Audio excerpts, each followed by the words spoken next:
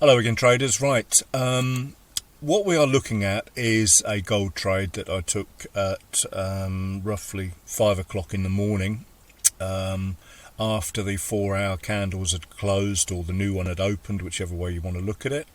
And this is a really important thing. I've put a tweet up, but I wanted to talk about the actual phenomena that I'm talking about here. 2 rising green candles. So there's loads of them all over the place. Here's a good example here, or 2 falling red candles we could look for as well. But this is a 4 swing situation. Swing 1 is the first swing up. Swing 2 is the pullback. Swing 3 is the second green candle's high. And as we know, from Elliott Wave and what I talk about, there's 5 swings. Swing 4 is the pullback sideways. It can, all of these can have candles between them, an inside bar there. You could have 3 or 4 red candles here. But the important thing is we've had 2 strong pushes up and or down, like the swing 1, swing 2, swing 3, and then we've had this green pullback here. And it goes on all the time. Swing 1, swing 2, swing 3, and as you can see, a massive tail there, and which would have been swing 4, the pullback. So as you can see, this morning we got swing 1, swing 2, swing 3, and then it stood to reason that we would potentially get a pullback. Now, you don't hit these blind, you use the lower time frames to enter them, but that's not what I'm here to describe the actual trade, just this phenomena. Swing 1, swing 2, swing 3, there's the pullback. And gold, as we know, can move 15-20 pips in a blink of an eye.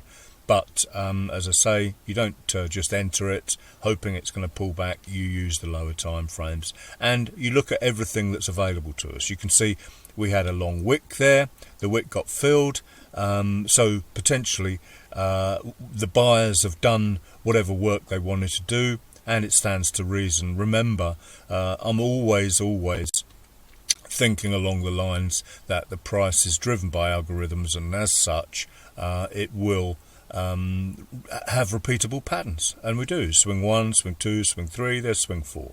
Swing 1, swing 2, swing 3, there's swing 4, the pullback. So and then swing 5, the massive impulse move, as you can see, happened there. And all of these big candles will be impulse moves of effectively swing 5.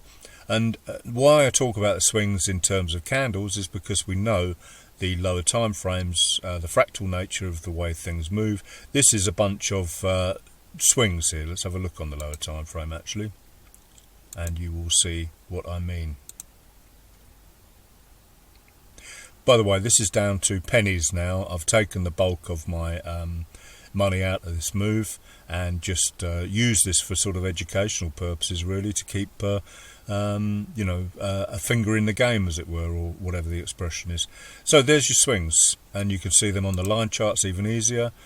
Swing 1, swing 2, swing 3, pullback, and then potential for a continuation. Now, the reason I liked this also to the short side is because we are hammering into, we've done our big move.